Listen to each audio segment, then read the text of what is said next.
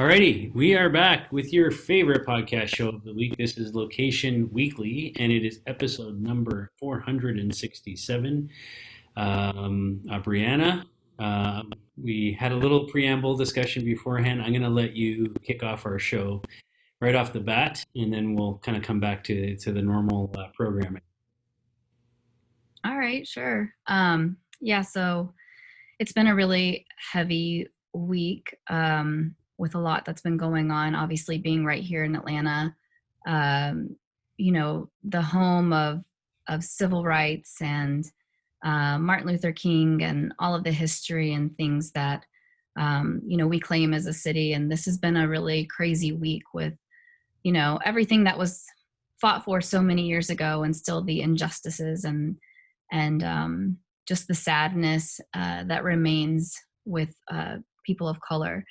And so, I mean, I just wanted to take a minute before we, start on anything else, and just really say to all of our Black listeners, our, brothers and sisters, our friends in the industry, colleagues, everybody who has been dealing with this for their entire life and for generations, that your life matters to us, that we are listening, that we are here to be part of the solution and part of the conversation. We want to hear from you for more than just, location-based marketing stories, and we want to be part of that ongoing conversation and the healing that this country and this world really needs. And yeah, I just thought it was really important to address. I think that I don't know what the right thing to say is. I don't know that we always know the right thing to say, but I think just saying something is more than staying silent, and just letting people know that we care and we value you, and you matter to us. So that's all. Not that's Thank you. all, but And it's a lot, right? So it's there's so much going on right now, and our hearts and our minds are really, sort of just focused on this issue, because it's obviously in the media everywhere right now. Even up here in Toronto, where I am, there's protests going on in the streets, just like there is everywhere in the U.S. right now. And for sure, I think that we want you to know that we care, that we're listening, that all lives do matter, but right now these are the lives that we need to be thinking about. It's not like it's one's more important than the other, but this is the issue that's front and center at the moment, and we want the Black community to know that we're there, and to our members, who might be listening and watching, and are part of that community. If there's something we can do to help, please let us know. To our followers and listeners as well. If there's some story that we can be telling, um, that is contextual to what we do here every week, please reach out to us. And if there's some way we can help tell that story, we will, with what little of a platform we have here each week. And yeah, it's incredibly important, and it's just as people, as humans, you know we all need to be concerned about these issues, and it's not just for one group to be dealing with, or not. We're all people on the same planet, and we need to find ways to all coexist in a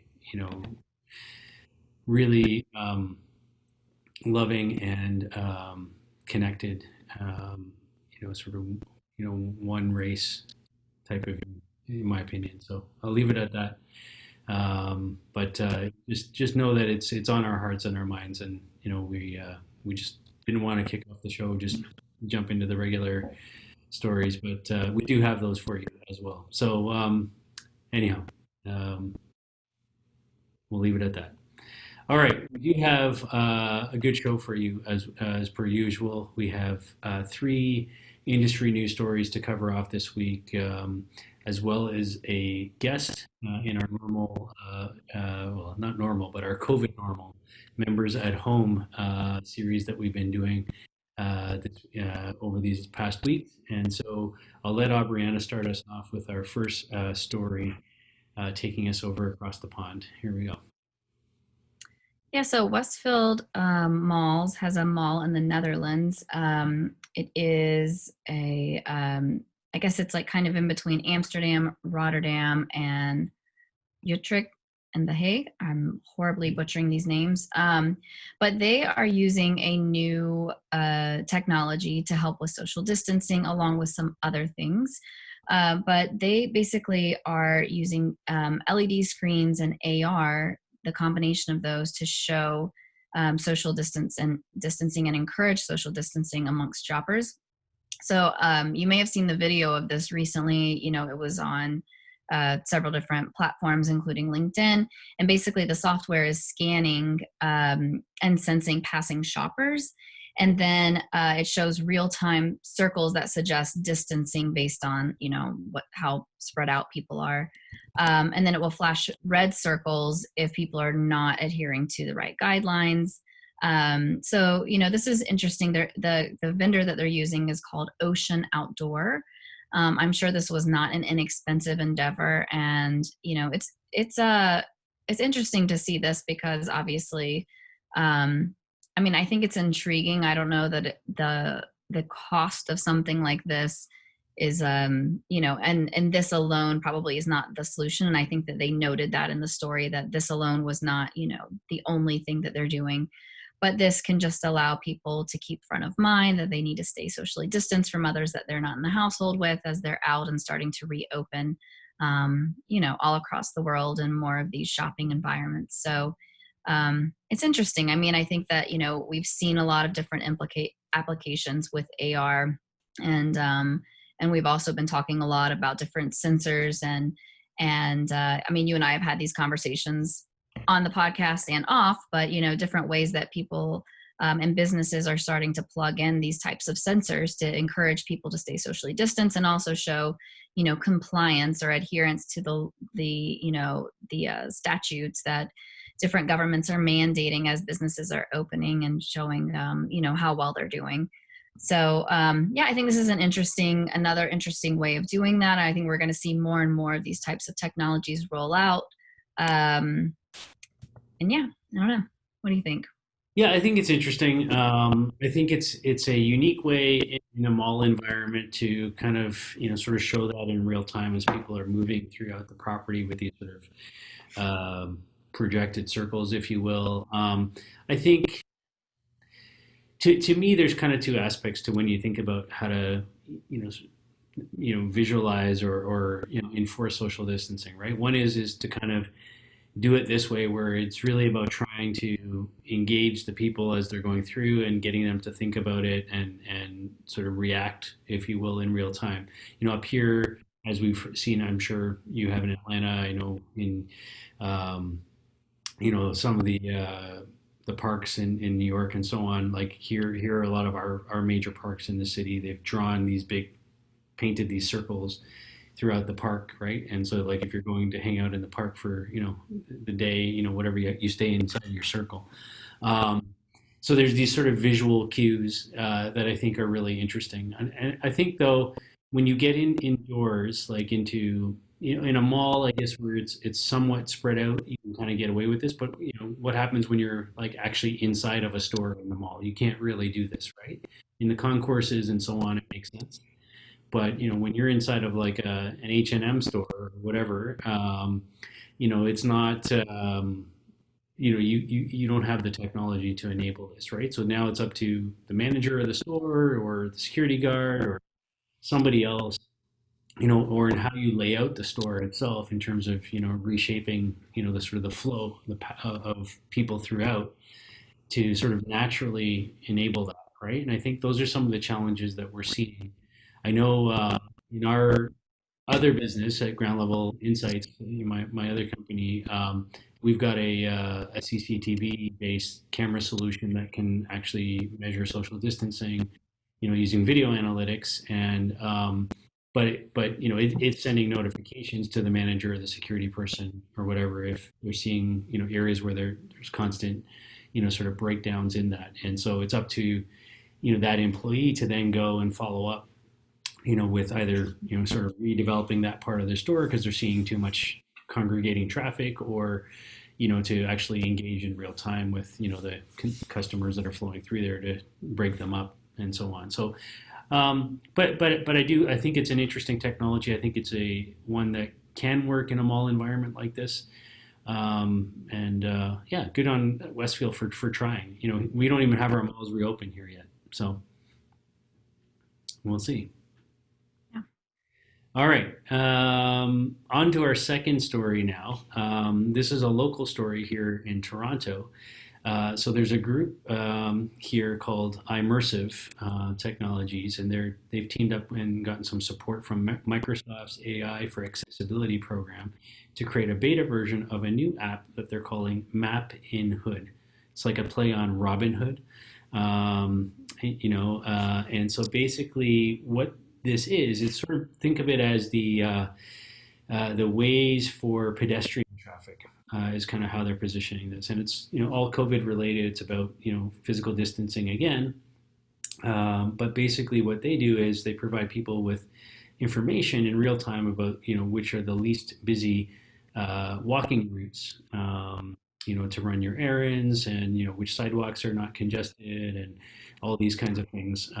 In terms of being able to plan your route to avoid heavy pedestrian foot traffic areas, and sort of minimizing potential exposure. I think it's an interesting academic application. I think it's got some interesting data. I think that it's not something in my mind that you can scale, easily, to multiple markets and so on. But I do like that the initiative behind it. I think the data behind it is interesting and could be useful, blended into other applications.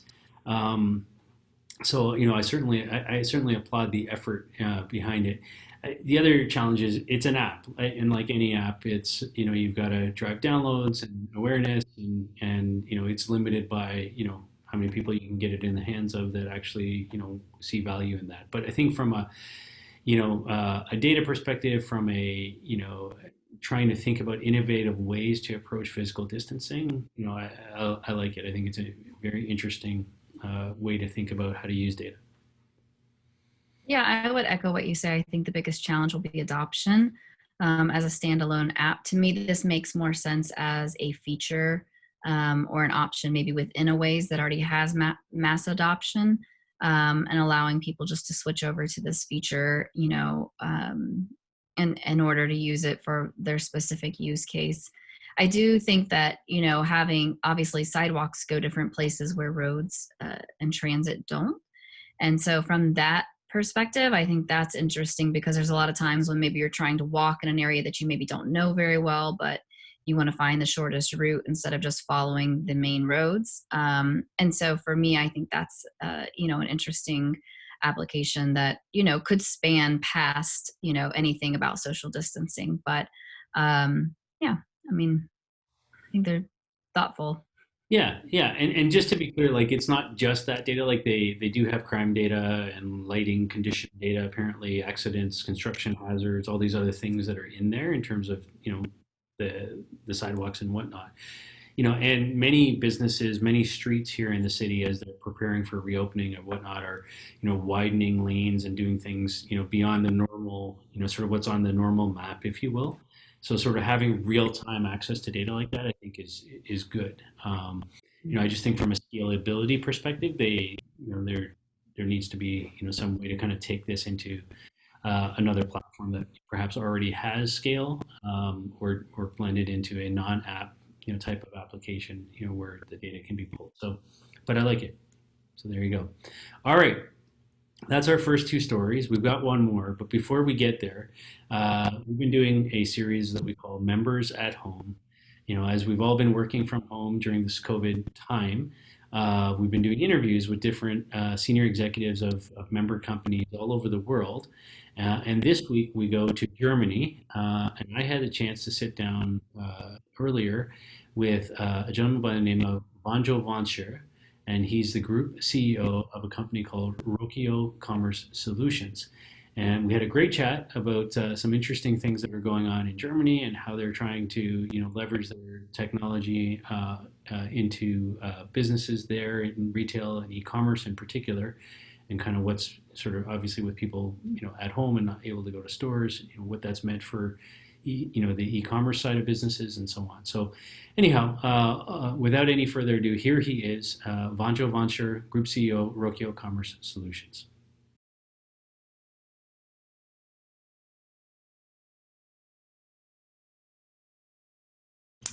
All right, I'm very excited this week for our guest on our Members at Home series. His name is Vanjo Vancher. He's a group CEO of a company called Rokio Commerce, and they're out of our German operations. So, welcome, Vanjo. How are you? Hi. Yeah, hi Azif. Thanks. Thanks for inviting me. I'm good, and this is the only time I'm sitting today in the office, but normally I'm sitting at home as all the others around the globe. Yeah. Yeah. So just for our show has a very global audience. So just for folks who may not know you outside of Germany, let's say, what does Rokio do? Like, what's the focus of the business? Yeah, we at Rokio, our goal is to provide a seamless customer experience regarding omni-channel commerce for mid-size retailers. We have the experience of 40 years in providing brick and mortar software solutions, and we merged that 2 years ago with a company who's coming out of e-commerce and has an e-commerce backend. So we bring in all the knowledge to run omni-channel from a single point of truth, cloud-based platform. And 2/3 of our customers are really brick and mortar retailers who are in that transformation to digital commerce. And the other 1/3 is pure players coming from e-commerce, and some of them opening shops and showrooms. Yeah, and we help both sides of the business, online and offline, to build connections between their systems. And and we have our own software solution to provide that. Very good, very good. So obviously, when we're talking about retail in a time like this, when we're all globally dealing with the COVID crisis, economies being shut down, businesses being shut down. Here in Canada, where I am, many businesses we're hearing, especially restaurants and small retailers, many are saying, "Hey, look, we're not going to survive this. We're not going to reopen. We're out of business for good." What's the situation in Germany that you're seeing with your clients and the retail sector there?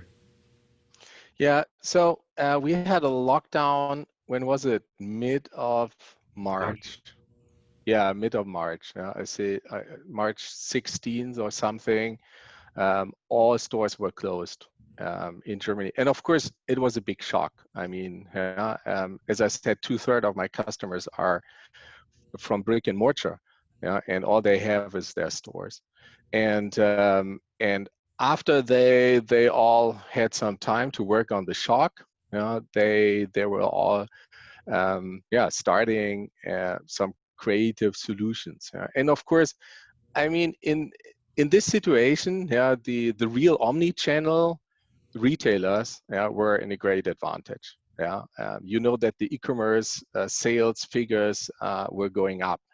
I have some customers who doubled and tripled their sales in the last 8 weeks. I mean, that's huge. Right now, the package delivery companies, they're really postponing the deliveries because they do not have enough people to deliver packages. So that's the situation here in Germany. And if you already transformed your business into a real omni-channel business, then and you are active on digital platforms or with your own web shop or wherever, then of course you had the advantage to do not stop 100% of your sales. Mm-hmm. And of course, that was the situation. So what we did in the last weeks was we from the second day after the lockdown, we approached our customers who were not online and told them, see, these are your possibilities now.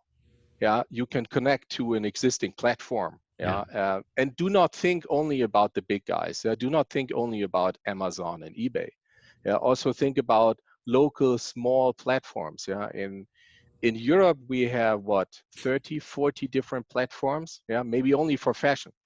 Yeah, there's special platform for shoes. There's special platform for everything, and we have the possibility with our system to connect to these platforms very easily because we have real-time stocks in our system from all stores.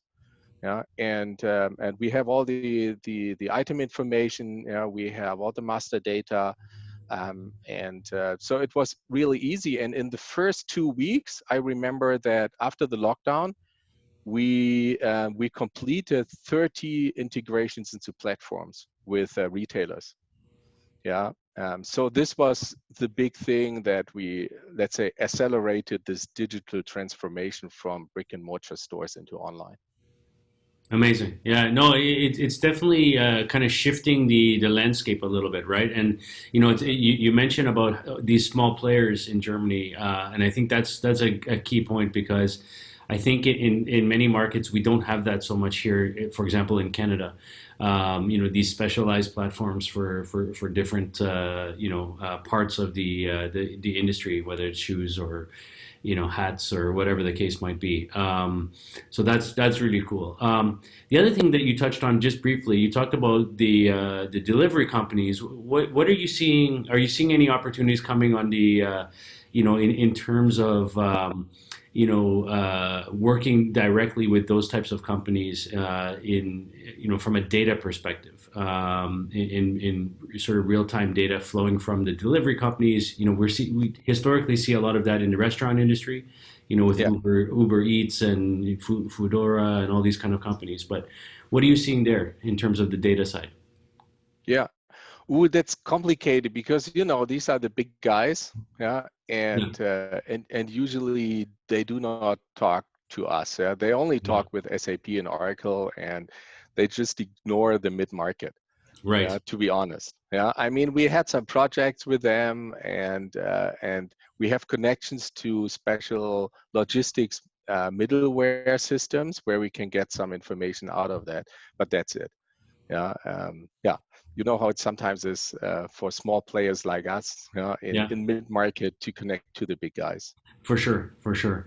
And for Rokio itself, like, has there been any with everybody working from home now, have you discovered any new tools, any kind of technology that you found useful? As we've talked to people around the world, we hear about a lot of Zoom, of course, a lot of Slack, a lot of different tools that people weren't using before COVID, and now, like, just to keep in contact with colleagues and get work done, they're finding new technology. What about you guys? Anything new that's the company is using? Yeah. Because we merged 3 companies together, we have three office locations. Yeah? Okay. In the north of Germany, in Hamburg, where I sit, then in the middle of Germany, and in the south of Germany. Yeah, so all of them are 300-400 kilometers apart from each other, and that was one of the reasons why we implemented last year Microsoft Teams, yeah, and for all of our locations, and put them together into one domain. And the interesting thing was that a lot of my colleagues here, they said, "Wow, I will never do video calls. Yeah, it's I need this personal connection." Yeah, so we were all traveling around these 3 locations. Yeah, we had travel costs and travel time we spent between the locations. It's unbelievable. Yeah, and now after 2 months working from home, everybody's doing everything in Microsoft Teams, and everything can be done remotely. That's something nobody could believe before. Yeah, especially Germans. Let's say we are a little bit conservative. Yeah. We are not the first movers when it comes to new technologies. Yeah, Slack was so new. Yeah, nobody was using here. Yeah, yeah. So the biggest change is that not only for us internally, we found out that we can do everything remotely. Everything. Yeah, Mm-hmm. I'm sitting in huge video calls with not only with my management team, but also with all other colleagues in working groups. Yeah, and we work a lot more efficiently than before the crisis. Yeah, on site, people traveling around in huge meeting rooms, and of course, the only part I miss is the social part. Going out Yeah. for dinner with my colleagues, going out for lunch, and have all this personal conversation. Yeah. We do 2 times a week. We do digital lunch together in the company. So we meet just for lunch in Microsoft Teams, but of course it's not the same. Yeah. Right. And the biggest change regarding our customers is that after the first 2 weeks and the shock, they also recognize that mostly all of our work we can do remotely. Yeah, and I mean, 8 weeks ago they never accepted that we charge the same hour rate, yeah, and we do our work remotely. Yeah, in Germany, really, you do also, yeah, as an IT consultant, yeah, you travel to the customer, you meet them on site, you're sitting in a meeting room with them, and then you're staring at the same screen with Yes. them in this meeting room, which makes no sense, yeah, if you see this realistically, yeah, with the experience we have all now, yeah. And yeah, and now all of our customers accept that. Yeah, we charge our normal hourly rate, yeah, but there are no travel costs, no travel time we invest, and our consultant team is doing the same work from home. Yeah, I mean, it's only IT we are doing. Yeah, we do not do hardware, so for us it was a really easy shift to do this completely remotely. Amazing. That's really great. Okay, last question for you.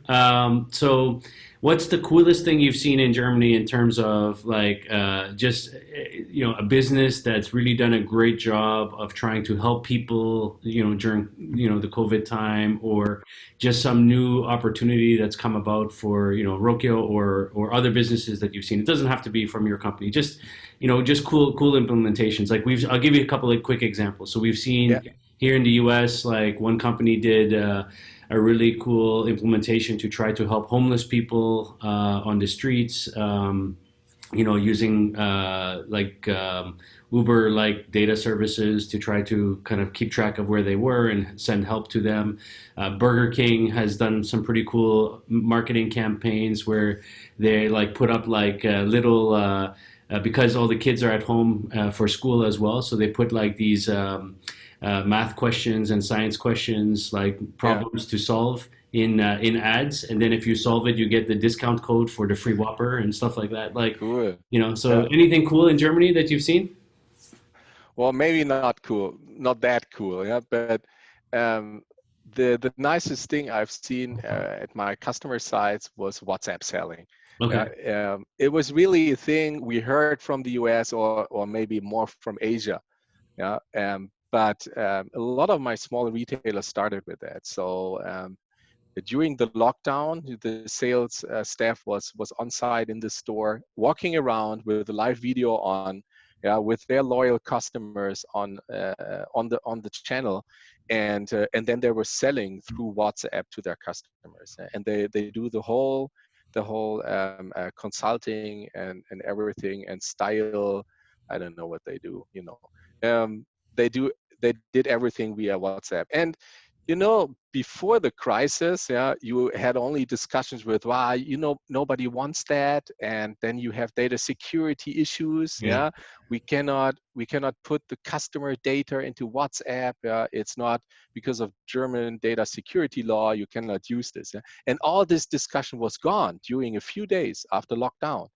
And now some of them using this very, very successful, and I'm very proud that they made the shift in just a couple of days. And this shows how how easy it is sometimes to implement new technology and new processes. Instead of just finding all the ways why you cannot do this.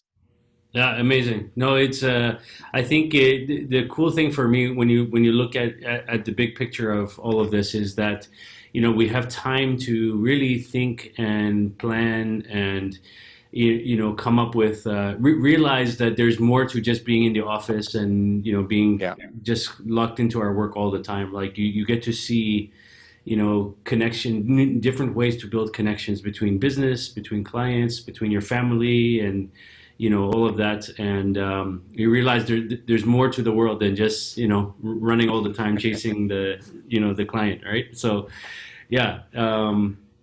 So yeah, I I agree. appreciate you. Yeah, yeah. Yeah. Thank you so much. Again, for our audience, we've been chatting with Vanyo Vancher. He's the group CEO of a company called Rokyo Commerce out of Germany. Thank you so much for coming on the show. We really appreciate it. Thanks, Aziz. Thank you. Yeah. Yeah. All the best. Take care. Thank you, Vanjo. We really appreciate you coming on the show and taking some time out of your busy schedule to address our audience, and hopefully many learn some interesting insights about your company, and we're glad that you're part of the LBMA. So there you go. Yeah, and what an awesome name. I mean, he could do anything. Yeah, yeah. I'm sure I butchered the pronunciation, but yeah, anyhow, yeah, we'll go with that. All right, so our final story is going into the payment solution, and this is a story from PayPal. And I actually really like this story because it's something that I've been thinking about a lot as I slowly branch out. I mean, we're still not really going anywhere much, even though things have opened up here in Georgia. We're still kind of basically just kind of hitting up the grocery store, and that's about it at this point. But whenever I do go places that don't accept Apple Pay, I'm constantly thinking that there has to be a better way than using, my credit card to pay, or cash, obviously, just from, like a contamination type of perspective. And how do we maintain, being as cautious as possible in this environment? And so PayPal has introduced, it's called contactless QR codes for payments, and this will help people maintain distance while venturing out for their in-person shopping. And so these QR codes have been made available in 28 markets, including the US and Canada and a bunch of other ones. And they are doing this, from farmers markets to resale shops to basically anything. And for now, transaction fees are being waived for any sales that are utilizing the QR codes, which is a great thing. So obviously this will limit the physical interaction and the handling of money or credit cards for checkout and having to push any buttons or anything like that. So people would just use their smartphone to scan the codes right into their PayPal app and be able to pay right there. So I really like this approach just because I'm always thinking about, even as careful as I try to be when I go out, whether that's wearing gloves or hand sanitizing a million times, like you still have to touch something, like you still have to pay if they don't have Apple Pay as an option, or Google Pay, whatever it is that you use there. So I think that the ability to be able just to pay with the PayPal app is great. There's some stores that are more forward in adopting this, but this sounds like something that even some of the smaller merchants could probably easily adopt. And I like that this would be able to span, like they said, from a farmer's market all the way maybe to a grocery store. So I think this is a good move and a smart move with PayPal. So we'll see how this changes. It'll be interesting to see how these types of technologies kind of change our consumer behavior moving forward, because we're having to change our behavior, right? Due to global pandemic and other things. And, we're constantly evolving, but this is forcing that hand a little quicker. So, what other things are we changing in our behavior? It will be interesting to see how those start to pan out. Yeah, I like this story as well. It's a couple of things kind of pop into my mind as I think about it. The first is that we've covered a number of stories over the last year or two where we've seen a resurgence of the QR code, especially in the Asian markets. A lot of like businesses in Hong Kong and Japan and whatnot, are using QR codes regularly. They're sort of one of the native things in things like WeChat and Alipay and these types of platforms have long supported QR-based payments. So I think it's good that PayPal is doing this, but it's interesting that it takes COVID to kind of bring this into the North American and European sort of mindset, right? Because it just hasn't been there. And I think, sort of having a technology like this that means that we can have, contactless, distance payment transactions, I think is a good thing. In general, I think, it makes it easy to do so many things at a distance. I know a few years ago we were working with a Swedish company that had developed a QR code based payment platform that they were testing on digital signage screens that were, sort of at sort of consumer height as you walk by, like, bus shelter type screens and these kinds of things. And it was exactly that. It was, here's a QR code. You see the offer on the digital screen. You're interested. You could just scan the thing right away and, like, have an e-commerce transaction and link it to your Amazon Pay account kind of thing, Amazon account, and have it delivered, because they already have your address information and so on. So I think there's this sort of ease of, sort of integration and, payment and transaction sort of all happening together that can be powered by something like a QR code like this. So I quite like it. Up here in Canada, it's been really interesting, with some of the fast food restaurants that are doing the drive-throughs, and the takeout are still there. The restaurants themselves are closed, but you can kind of go to those things. And I went to one of the burger chains the other day, and how, like, everybody's got their sort of how you visualize 6 foot distancing. Well, up here in Canada, that's a hockey stick, because we're Canadian and we're all about hockey. And so this particular burger chain's teamed up with CCM, which is one of the biggest manufacturers of hockey equipment that makes sticks. And so every one of their restaurants, when you go to the drive-through and you go to the payment terminal, like with the tap thing, is mounted to the end of a hockey stick, and they stick a hockey stick out the window, and then basically you tap the end of the hockey stick. And so, like, they like, even there they've got the distance thing sort of being reinforced in a fun Canadian way. But yeah, I love it. I think it's super cool that they're doing this, and I'm glad that they're testing it in so many different markets too. So 28 different markets worldwide, including Canada, and a number of European markets as well. So yeah, there you go. If you've had a chance to play around with that and you're listening or watching, at PayPal or any just on the consumer front, reach out to us. I'd love to kind of hear your experience with it. If you think it's something that is here for the long haul in the North American markets, we'll see. So again, that's our show for this week. 3 industry news stories, a special guest in our Members at Home series, and of course, as we kicked off, as Aubriana kicked us off, please, if you are feeling impacted, whatever, with regards to the current situation of Black people in America or around the world for that matter, and you're part of our community, know that we're with you, we're thinking about you, and if there's something that we can do in terms of using this platform to help, reach out to us and let us know. Our contact information is at the end of the show, in terms of social media and so on. And we thank you for listening and watching. We'll be back, of course, next week with yet another episode. But for now, have a great week. Stay safe, healthy, and well. And we'll talk to you soon.